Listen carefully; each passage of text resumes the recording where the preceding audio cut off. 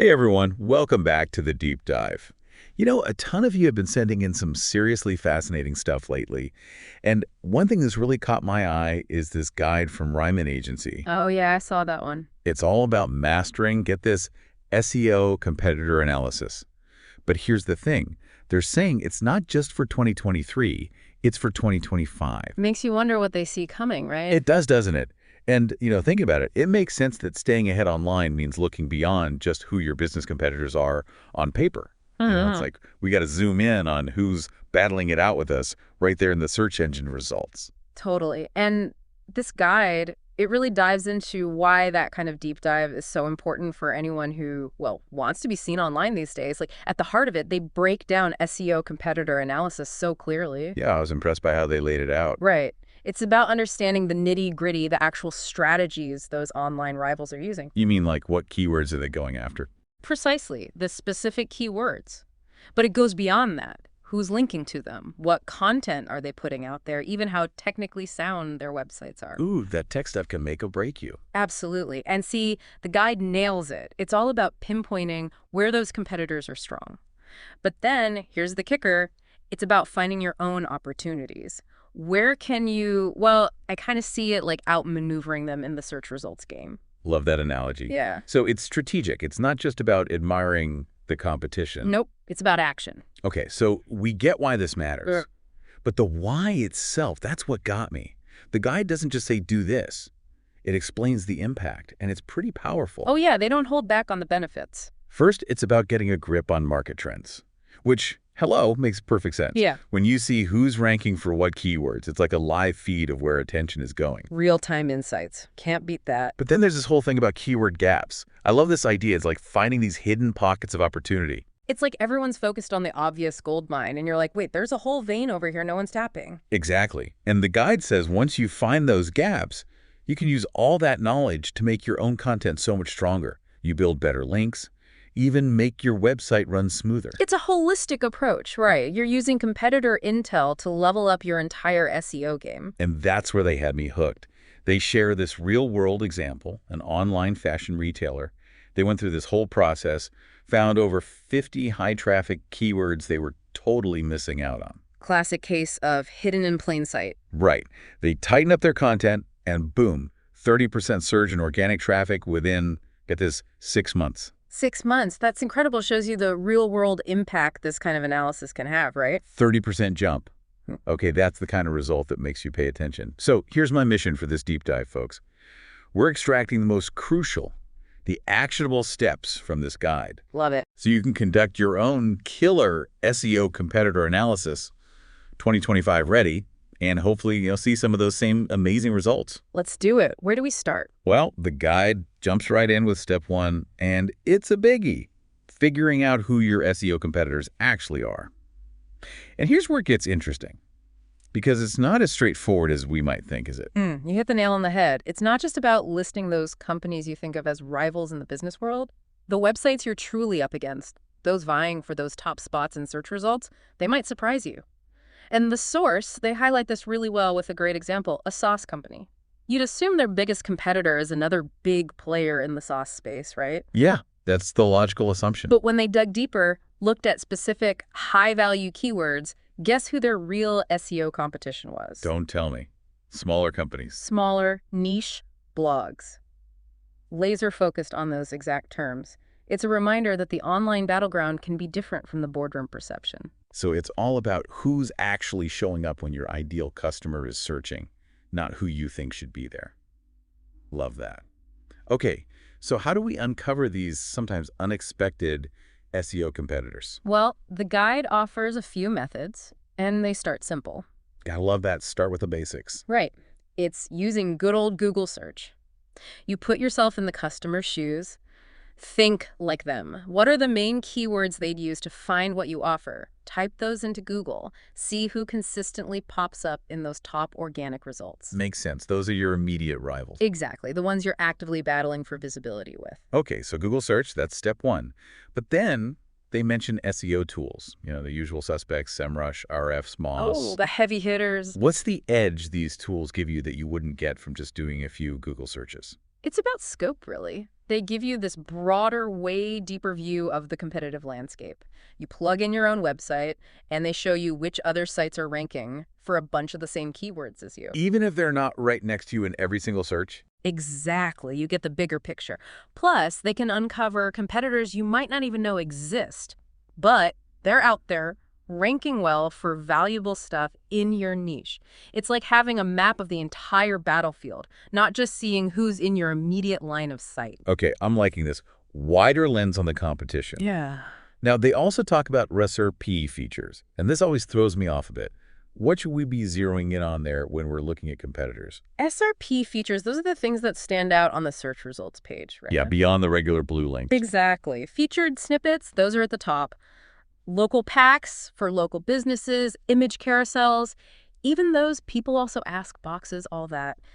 Now, if you consistently see the same websites hogging these spots, especially for keywords you care about, that's a big sign Sign of what? that they've got a super optimized SEO game going on, and you need to understand how they're doing it because they're not just ranking, they're often getting way more attention than everyone else. It's like they're owning the prime real estate on the search results page. Okay, last thing they mention for finding competitors is industry-specific searches. How's that different from the broader Google searches we talked about? Think of it like getting hyperfocus. Okay, so less general. Right. You go deep into your niche within the larger industry. And if your business is local, absolutely add geographic terms. It makes a huge difference. Like searching best sustainable coffee roasters in Seattle versus just coffee roasters. It'll show you a totally different set of competitors. So it's about finding the most relevant players in your specific arena. Awesome. We've got our competitors identified. What's next in the guide? Now we got to crack the code on their success. Step 2 is all about keyword analysis. The guide really hammers home the importance of understanding which keywords are driving traffic to those competitor sites we just uncovered. Yeah, makes sense. Got to know what's bringing in the crowds. Yeah. But how do you even begin to uncover that? The guide recommends starting by literally extracting those keywords your competitors are ranking for. And this is where tools like SEMrush and Ahrefs become your best friends. SEMrush has this awesome keyword gap tool, and Ahrefs has Site Explorer. You plug in your competitor's website and bam, you see everything. The keywords they rank for, how much traffic those keywords are bringing them, even their position for each term. It's like getting a sneak peek at their playbook, seeing what their bread and butter keywords really are. Okay, so you've got this list. What then? They talk about analyzing different keyword types. What are they getting at there? Well, you got to look at the full range of keywords they're ranking for. High-ranking keywords, those are the obvious ones. They're killing it with those. Then there are long-tail keywords. These are longer, more specific phrases. They tell you what the searcher really wants. So more about intent. Exactly. And then the real gold mine, the missing keywords. These are the ones your competitors are using to drive traffic, and you're not. Major opportunity alert. Often, these missing keywords target a different stage in the customer journey. They might not be as directly transactional, but they're perfect for attracting a highly engaged audience at the top of the funnel.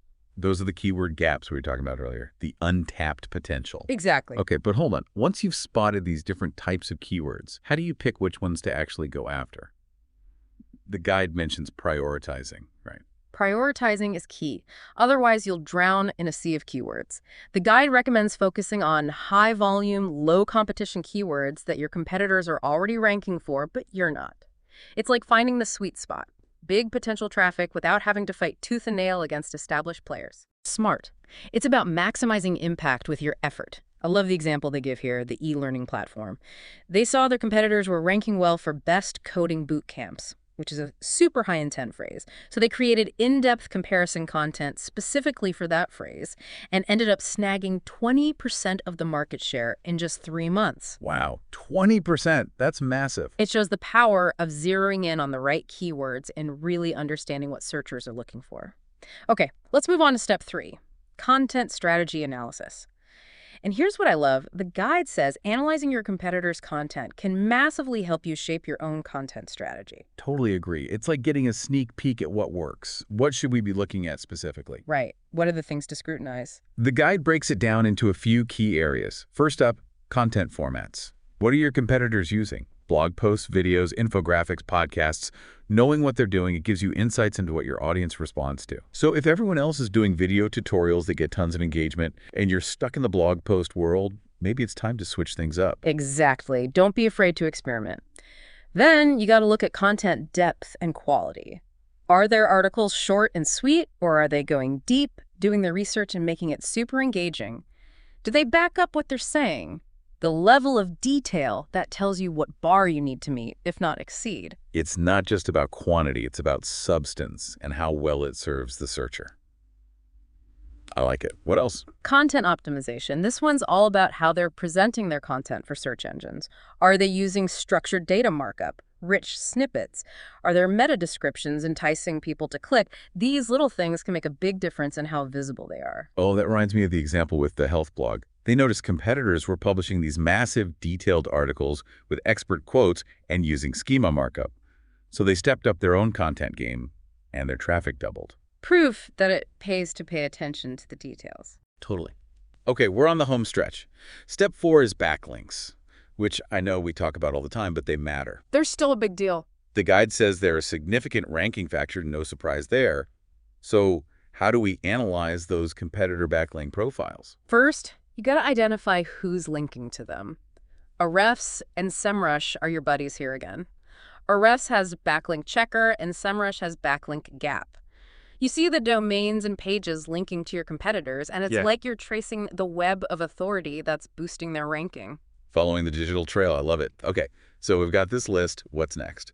Quality check. It's not just about the number of links. You got to analyze those sources. The guide recommends focusing on links from high authority domains.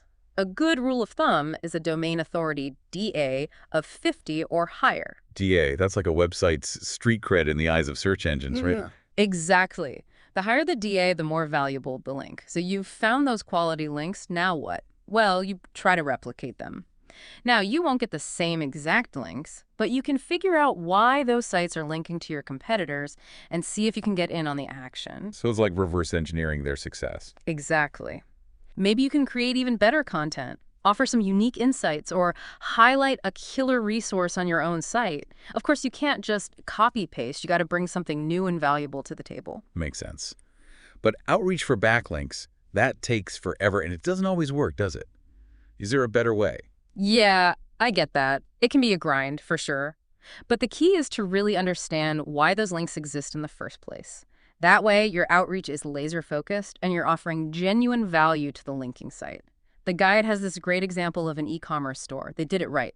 They found niche blogs linking to their competitors, engaged with those blogs, offered guest posts, built relationships, and it worked. They got those backlinks. So it's strategic, not just spamming everyone. Exactly. It's about becoming part of the community, providing real value, and attracting those links naturally. Okay, we've reached the final step. Technical SEO. The guide stresses how vital it is to have a technically sound website. Like, that's the foundation for everything else. Can't build a house on shaky ground. Right? Yes, exactly. So what are the technical things we need to check out on our competitor sites? Site speed is a big one. Users hate slow sites, and so do search engines. Google PageSpeed Insights is your friend here. Compare your site speed to your competitors. Then, mobile friendliness. Huge these days, with most searches happening on mobile devices. Make sure their sites are responsive. If it's clunky on mobile, people are bouncing. What else? Core web vitals. These are things like how quickly the main content loads, how responsive the page is, how much the layout shifts around. They affect user experience, and Google uses them as ranking factors, too. You got to know how you stack up. Interesting. So it's not just about looking pretty, it's about how the site actually functions. Right. And finally, make sure those sites are indexed and crawlable. Google Search Console can tell you if search engines are having trouble accessing their content. If they are, well, they might be having trouble accessing yours, too. Got it. It's about making sure everything's running smoothly behind the scenes. Like the travel website example they gave, they saw a 20% boost in mobile traffic just by making their site faster on mobile, all because they noticed their competitors were already doing it. It proves that sometimes the simplest fixes can have a huge impact. Okay, last thing, I got to mention this comparison table the guide provides. It's a great summary of everything we've talked about. It lays out the analysis criteria, tools to use, and what to look at for each factor. It's like a handy cheat sheet. Love that they included that. Super helpful to have all that info in one place. Totally agree. Well, that was a seriously insightful deep dive into SEO competitor analysis for 2025. Thanks to Ryman Agency for putting together such a comprehensive guide. And, the main takeaway here is this. Analyzing your competitors, it's not just a one-time thing. It's got to be ongoing, right? Absolutely. It's about constantly learning, adapting your strategies, and always looking for opportunities to improve. And remember, it's not just about keeping up with your current competitors. What if you started looking at websites in adjacent markets, even emerging ones? Those who aren't your direct competitors yet, but might be someday? It's like, how can you anticipate the future landscape and position yourself for long-term success? Food for thought, right? That's a great point. It's about being proactive, not just reactive. Thanks so much for joining me on this deep dive, and everyone listening, we'll see you next time on the deep dive. See you then.